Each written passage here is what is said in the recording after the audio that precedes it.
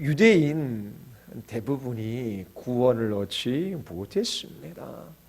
저주를 받아 그리스도에게서 끊어져 나가지요. 이 일로 인하여 바울이 고통하며 근심하고 있습니다.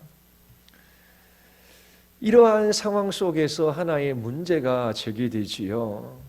그렇다면 하나님이 이스라엘에게 한 약속은 실패한 것입니까? 하나님께서 이스라엘의 하나님 되어주시겠다라고 약속하셨는데 대부분 그리스도에게서 끊어져 나갔어요. 하나님의 약속은 실패한 것입니까? 이에 대해 바울이 답하죠. 그렇지 않다. 이스라엘에서 태어난 사람이라고 해서 다 이스라엘이 아니다. 이 말의 의미는 육적인 이스라엘이 있고 영적인 이스라엘이 있다라고 하는 것입니다. 혈통적인 이스라엘이 있고 참 이스라엘이 있다라고 하는 것이지요. 바울은 구약에서 두 가지 예를 가지고 와서 이 진술을 논증합니다. 첫 번째 예는 하나님이 말씀하셨어요. 아브라함의 자손이라고 해서 다 그의 자녀가 아니라 오직 이삭으로부터 태어난 사람만이 아브라함의 자손이다. 그리고 사라에게도 말씀해 주셨지요. 아브라함에게 육신의 자녀인 이스마엘이 있고 약속의 자녀인 이삭이 있어요. 약속의 자녀인 이삭이 참 자손이다. 그렇게 말씀해 주셨어요. 자, 두 번째에는 하나님께서 이삭의 아내인 리브가에게 말씀해 주셨지요. 큰 자가 어린 자를 섬기리라. 쌍둥이 아들이 태어나기도 전, 무슨 일을 하기도 전 하나님께서 한 사람은 택하시고 다른 한 사람은 버려두셨어요. 하나님께서 야곱은 사랑하셨고 에서는 미워하셨지요. 쌍둥이로 태어났지만 한 사람은 택함을 입고 한 사람은 버림을 받았어요. 이처럼 이스라엘 중 하나님의 택하심을 받은 사람만이 참 이스라엘이다라고 하는 것을 구약의 예를 가지고 와 논증합니다. 이스라엘에서 태어난 모든 사람이 이스라엘이 아니지요. 하나님께서 택하신 이삭과 야곱, 그의 자손들이 참 이스라엘입니다. 하나님께서 이스마엘과 에서는 버리셨어요. 그러면 또 문제 제기를 합니다. 그러면 하나님은 불의한 분이 아닌가? 바울은 그렇지 않다라고 답하지요. 하나님은 모세에게 이렇게 말씀하셨어요. 내가 긍휼히 여길 자를 긍휼히 여기고 불쌍히 여길 자를 불쌍히 여기겠다. 이 말씀에 의미가 있어요. 하나님은 스스로 계신 분이십니다. 멸망받을 죄인 줄 얼마를 택하셔서 긍휼히 여기실 수 있는 자유와 주권이 하나님께 있다라고 하는 것입니다. 구원은 사람의 의지나 노력에 달려 있는 것이 아니라 하나님의 자비에 달려 있어요. 하나님께서 긍휼히 여기실 자를 긍휼히 여기고 완악하게 하고자 하시는 사람은 완악하게 하실 수 있으시지요. 그러면 또 문제 제기를 합니다. 그렇다면 어찌하여 하나님께서 사람을 책망하시는가? 하나님께서 누군가를 버려두셨다면 그는 구원을 받을 수 없다. 그가 하나님이 세우신 뜻을 거역할 수 없기 때문이다. 하나님께서 택함받지 못한 사람을 책망하시는 것이 정당한가? 이에 대하여 바울이 또 답해요. 만들어진 것이 만드신 분에게 어찌하여 나를 이렇게 만들었습니까? 라고 말할 수 있단 말인가? 지는 항덩어리로 하나는 귀 있을 그릇을 하나는 천이 있을 그릇을 만들 권한이 토기장이에게 있다. 하나님께서 택하신 사람에게 자비를 베푸시고 버리신 사람들에게 진노를 내리실 수 있는 권한이 있다라고 하는 거예요.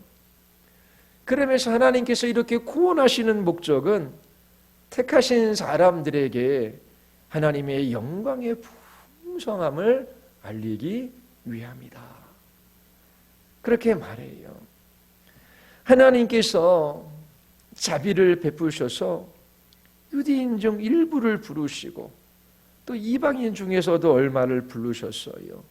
이것은 호세아와 이사야 선지자의 글에 이미 기록된 것이다 라고 말해요. 자, 앞에 내용이 있지요. 하나님이 유대인 중 일부를 부르셔요. 많은 유대인들은 버림받아 그리스도에게서 끊어져 나가요. 왜 대다수의 유대인들이 그리스도를 믿지 않았는가? 바울의 답변은 하나님께서 이스라엘 전부가 아니라 일부만을 선택하셨기 때문이다 라고 말합니다. 그리고 바울은 9장 30절서부터 33절에서 또 다른 답변을 내어놓아요.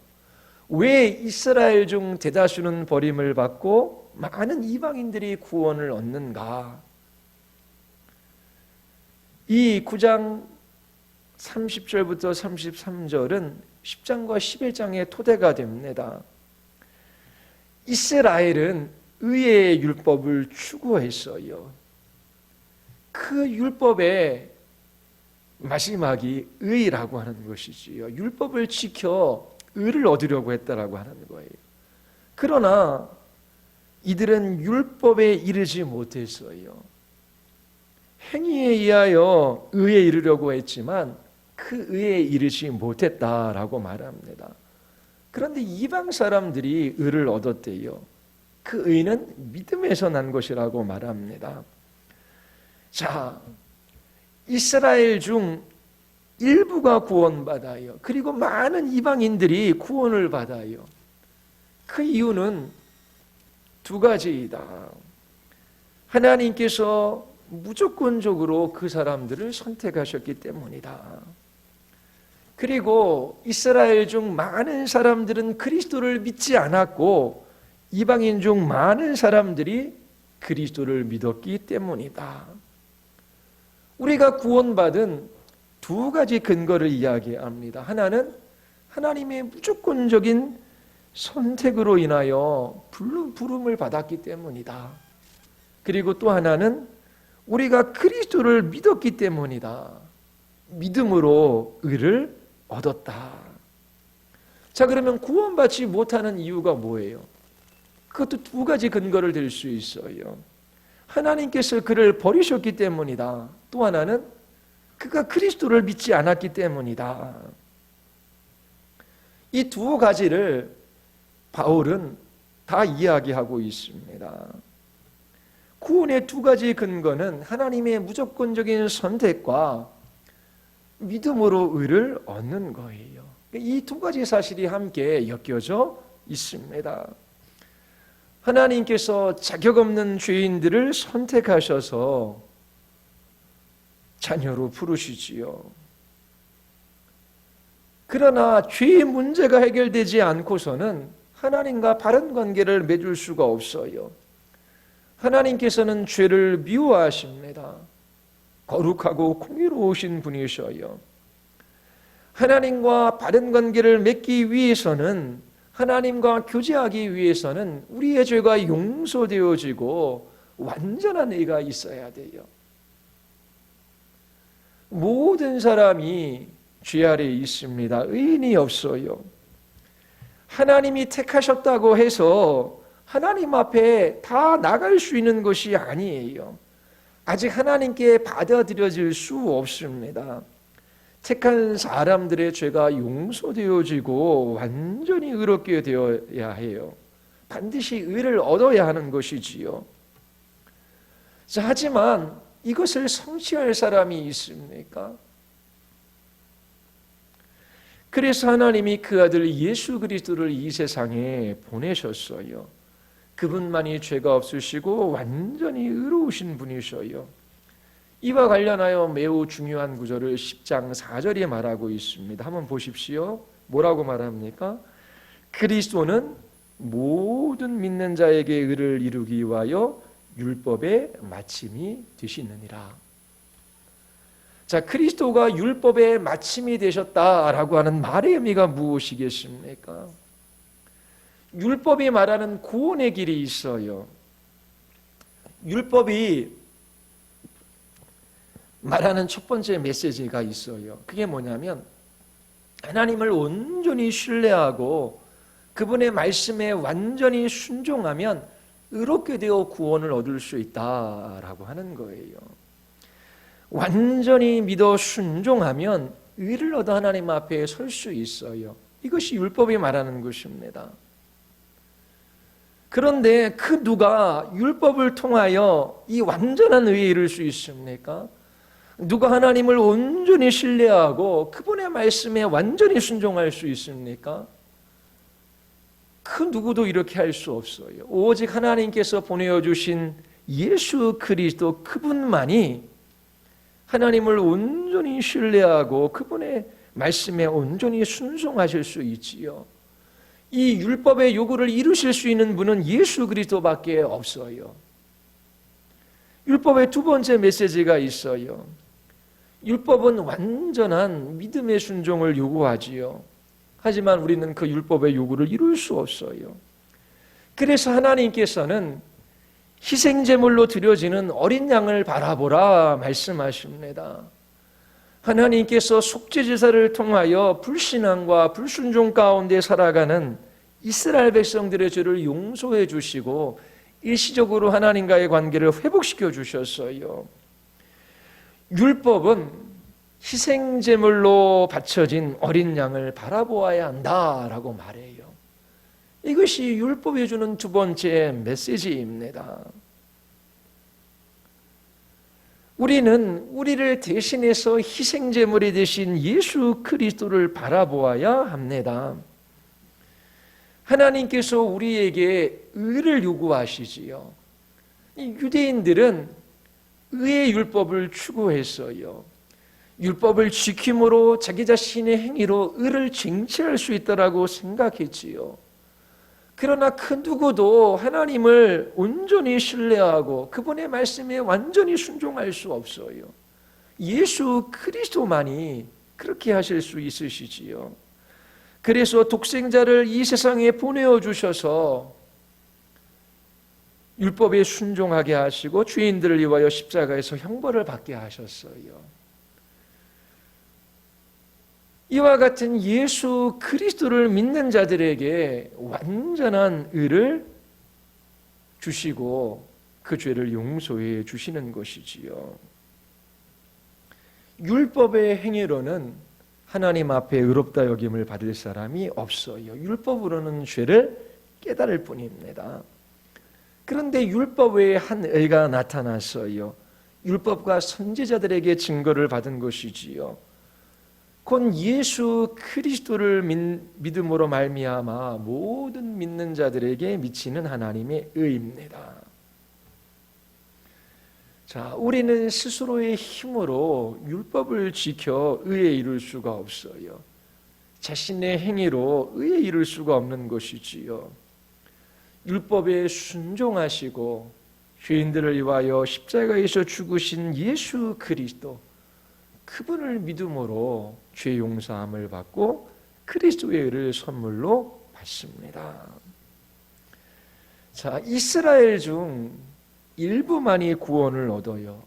많은 이방인들이 구원을 얻어요. 그 이유가 무엇입니까? 하나님의 무조건적인 선택, 그리고 또 하나는 예수 그리스도를 믿어 의롭게 되었기 때문이다라고 말합니다. 하나님의 선택 자체로는 구원을 받을 수 없어요. 우리는 반드시 의를 얻어야 합니다. 어떻게 의를 얻을 수 있습니까? 예수 그리스도를 믿음으로 의를 얻는 거예요. 모든 믿는 자들에게 차별 없이 주시는 의입니다.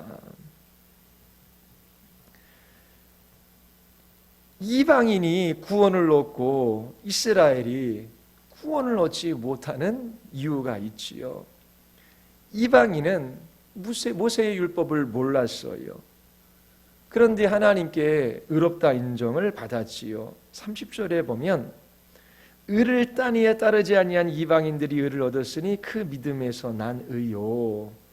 자, 믿음에서 난 의, 이게 뭡니까? 율법의 마침이 되시는 예수 그리스도를 바라보았다라고 하는 것입니다. 예수 그리스도께서 온전히 하나님의 말씀에 순종하시고 또 희생제물이 되셔서 그렇게 십자가에서 죽으셨어요.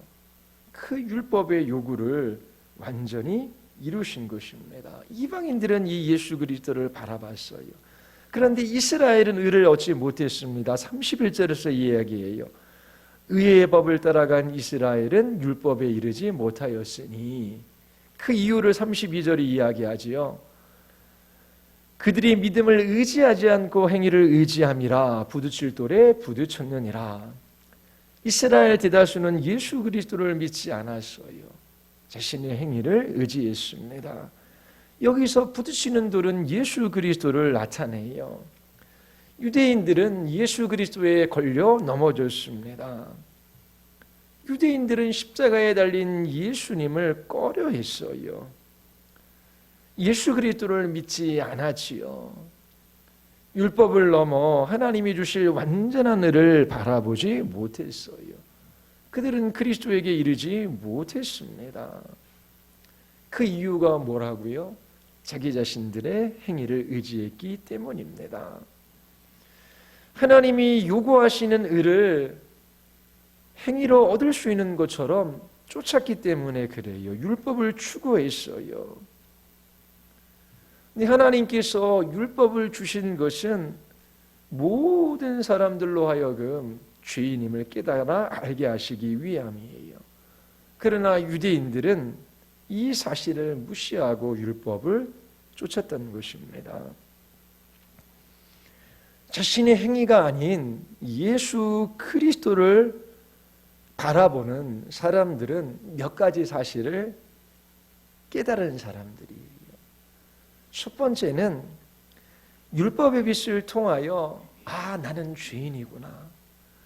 나는 하나님의 진노와 심판을 받을 수밖에 없는 죄인이구나. 그걸 깨달아요. 그런데 유대인들은 이것을 인정하지 않은 것입니다. 우리는 선택받은 민족이야. 할례를 받았고 율법을 주었고 그것을 지킴으로 우리는 의를 쟁취할 수 있어. 저 이방인들은 하나님의 진노와 심판을 받아 마땅한 죄인인데 우리는 하나님의 택한 백성들이야. 그러면서 자신들이 그 율법의 빛 앞에서 죄인임을 인정하고 하나님의 진노와 심판을 받아 마땅한 사실을 깨달아야 되는데 깨닫지 못한 거예요. 두 번째로는 나는 스스로를 구원할 수 있는 힘이 없다. 자기 자신의 무능을 깨달아야 돼요. 그런데 유대인들은 이 무능을 인정하지 않았어요. 행위로 의를 얻어 하나님 앞에 설 수 있다라고 생각한 것이지요. 하나님께서 죄인들을 위하여 희생 제물로 그 아들을 내어 주셨어요. 그 희생 제물이 되신 예수 그리스도, 그분을 바라봄으로 우리는 의를 얻을 수 있는 것이지요. 그런데 예수 그리스도를 바라보지 못했던 것은 앞에 두 가지. 나는 하나님의 진노와 심판을 받아 마땅한 죄인이다. 율법을 통해서 깨달아야 하는데 그걸 깨닫지 못한 것입니다. 그리고 율법을 통해서 나는 스스로 구원할 수 있는 힘이 없는 무능한 사람이다. 이걸 깨달아야 되는데 깨닫지 못했던 거예요. 그리스도를 따르는 제자들에게 철저히 요구되어지는 것이 있지요. 그게 자기 부인과 자기 죽음입니다. 자기 미움이에요. 하나님의 말씀의 빛에 비추어 자기 자신의 실체를 보지 못하면 이러한 자기 부인과 자기 죽음의 길을 걸어가지 못해요. 하나님의 말씀의 빛 앞에서 정말 나는 어찌할 수 없는 죄인이구나. 하나님께서 나를 벌하신다라고 해서 나도 할 말이 없는 죄인이구나. 그리고 나는 스스로를 구원할 수 없는 무능한 인생이구나. 그 사실을 깨달은 사람들이 철저하게 자기를 부인하고 자기를 미워하는 거예요. 그리고 자기 죽음의 길을 걸어가고자 하는 것이지요. 그러면서 예수 그리스도를 따르는 거예요. 이 자기 부인과 자기 죽음은 매일매일 우리의 삶 가운데 일어나는 것입니다. 그리스도 없이 자기가 자기 인생의 주인이 되고 그렇게 자기 자신의 힘과 지혜와 능력으로 살아가는 사람들의 특징은 고집스러움과 완고함입니다. 자기 자신의 가치를 주장하고 자기 자신의 가치를 증명하려고 해요.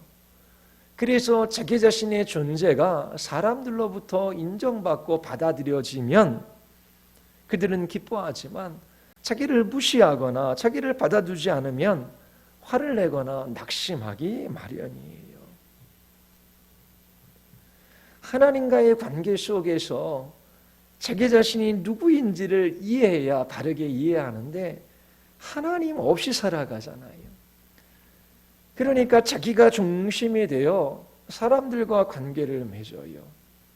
목회자도 하나님과의 관계 속에서 자기 자신을 바라보아야 되는데 자기를 목회자로 이해해요.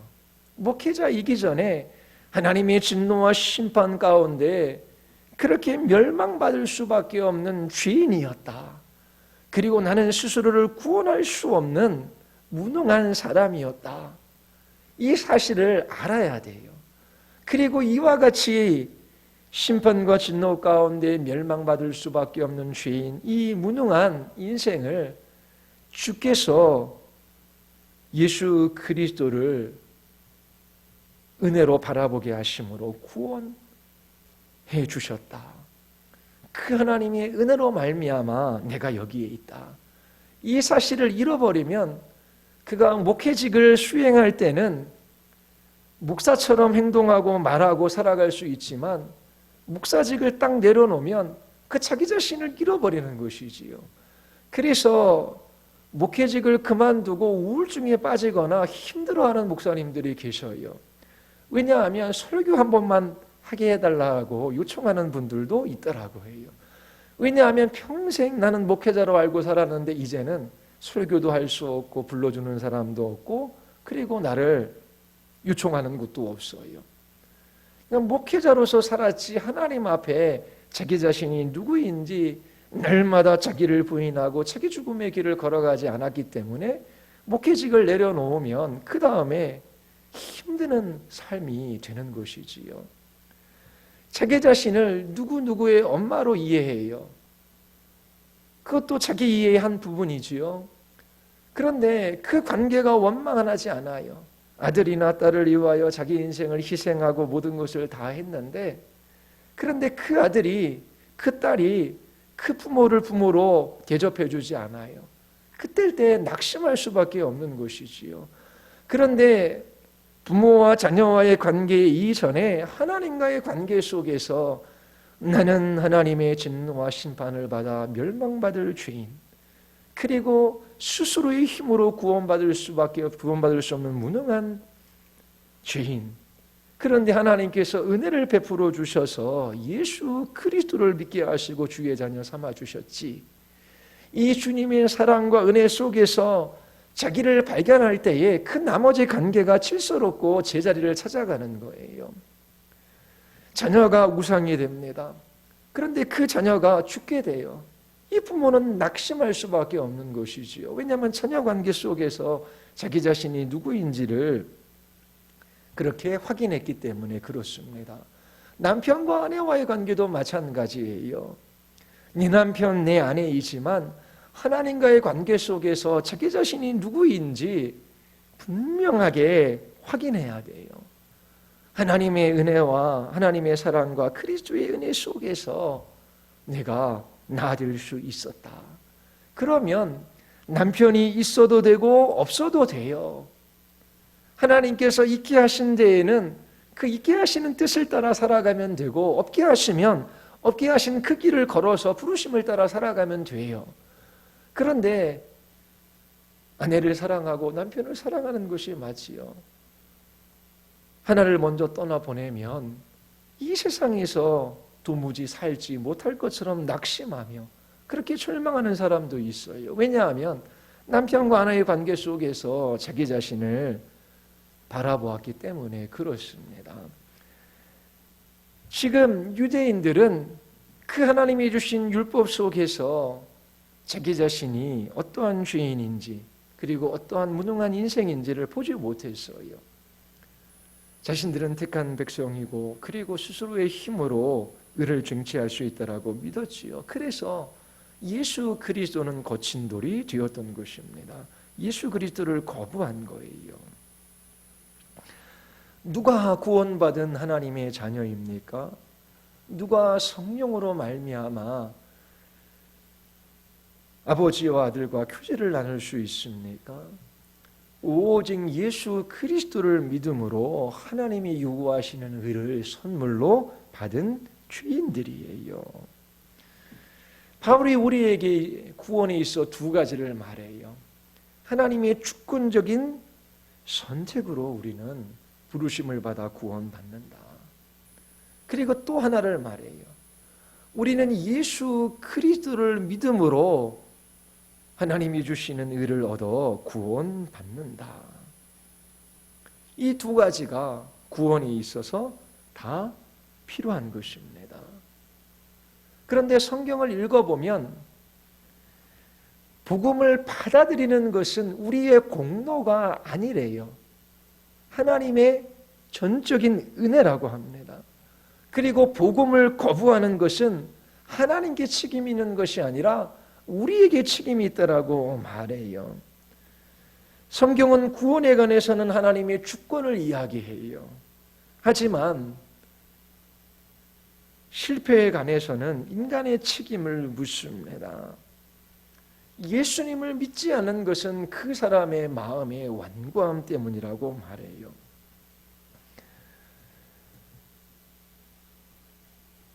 사과나무는 그 열매를 사과를 맺지요. 그 나무가 무엇이냐에 따라 그 열매가 결정되어지는 것입니다. 우리의 말과 우리의 행위는 우리의 본성으로부터 흘러나와요. 그리고 우리는 그 마음이 원하는 것을 따라 행할 수 있는 생리적인 자유가 있습니다. 하나님께서 인간을 창조하실 때에 자신이 좋아하는 것을 따라 자유롭게 선택할 수 있는 이 생리적인 자유를 주셨어요. 자, 그런데 태어날 때 죄인으로 태어나요. 그 죄인들이 본성을 따라 선택하지요. 본성적으로 죄인인 사람들이 원하는 것이 무엇입니까? 열망하는 것이 뭐예요? 그 원함을 따라 그들은 자유롭게 선택합니다. 이게 생리적인 자유예요. 그렇게 죄인들이 하나님을 추구할 수 있습니까? 하나님을 열망할 수 있습니까? 그럴 수 있는 자유는 없어요. 그러나 그 마음의 본성을 따라 자기가 원하는 것을 선택할 수 있는 생리적인 자유가 있어요. 마음이 완악합니다. 그 완고한 마음 안에서 흘러나오는 그 모든 것들이 하나님을 대적하는 죄된 행위일 수밖에 없다라고 하는 것입니다. 성령께서 거듭나게 하셔서 도덕적인 의미에 있어서 자유를 우리 안에 주셔야 하나님을 열망할 수가 있는 것입니다. 그래서 자유를 이야기할 때에 생리적인 자유와 도덕적인 의미에 있어서 자유를 이야기해요.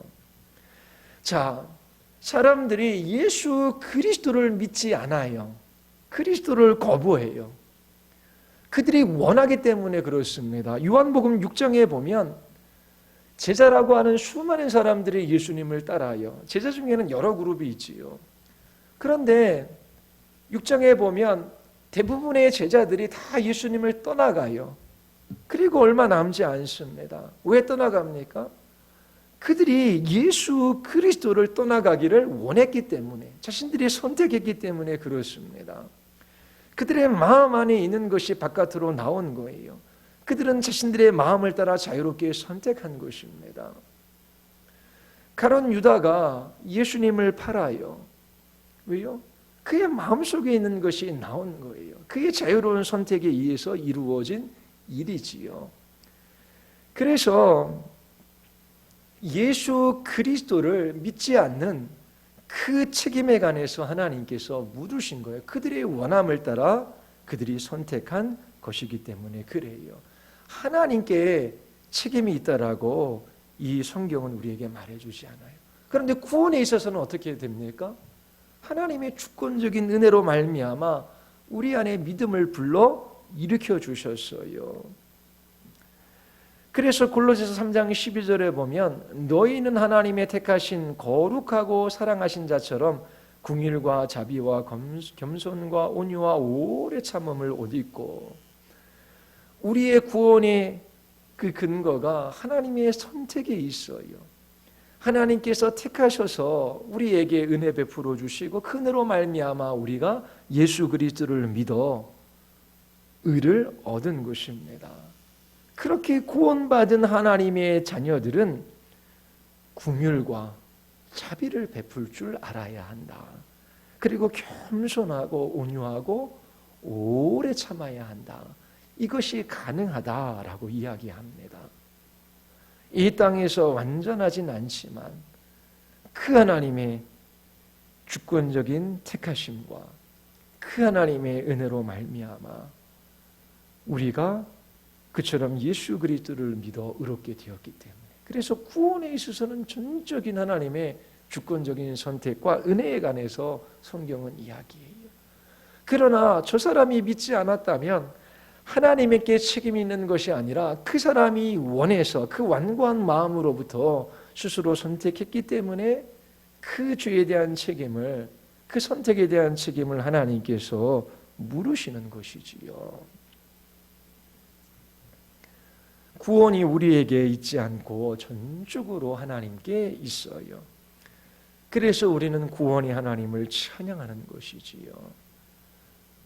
이처럼 어떤 일이 있어도, 무슨 일이 생긴다라고 할지라도 우리를 창세전에 택하시고 부르셔서 그 은혜로 우리 안에 믿음을 불러일으키시고 그리스도로 말미암은 의를 우리에게 주셔서 그렇게 살아가게 하신 그 하나님의 구원하심이 너무나 놀랍고 위대하기에, 너무나 확실하고 분명하기에 그리스도인들은 날마다 구원의 하나님을 찬양하며 그 하나님의 부르심을 따라 그렇게 믿어 순종하는 삶을 살아갈 수 있는 것입니다. 구원받은 것 자체가 엄청난 복이에요. 예수 그리스도를 믿는 것 자체가 엄청난 복입니다. 자기를 부인하고 자기를 미워하고 자기 죽음의 길을 걸어가요. 날마다 예수 그리스도를 바라봐요. 주님이 주시는 은혜의 말씀 안에 거해요. 우리의 걸음이 하나님의 나라를 향하고 있습니다.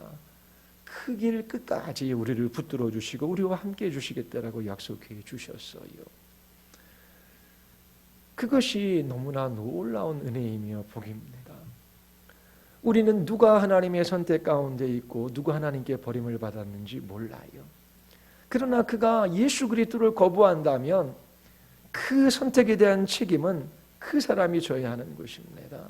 근데 우리는 부지런히 복음을 이야기하는 것이지요. 하나님께서 우리를 지으실 때에 불멸의 존재로 지으셨어요. 이 땅에서의 삶이 전부가 아니라 영원한 삶을 살도록 지으셨습니다.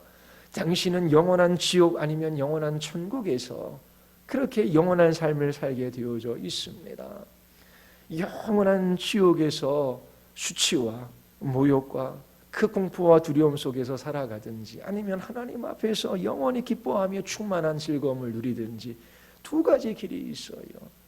그러면서 끊임없이 복음을 이야기할 때에 성령께서 그 말씀을 사용하셔서 영혼들에게 참된 자유를 주시는 것이지요. 하나님을 갈망하고 하나님의 말씀을 사모하며 그 말씀을 따라갈 수 있는 자유를 주시는 것입니다. 그러한 구원이 참으로 우리에게 임한 최고의 복이에요. 구원 외에 다른 복이 있겠습니까? 그런데 오늘날에는 예수 그리스도를 믿어 구원받는 것, 그것을 이 땅에서의 무엇인가를 얻어서 그것을 누리는 삶으로 잘못 이해하고 있어요.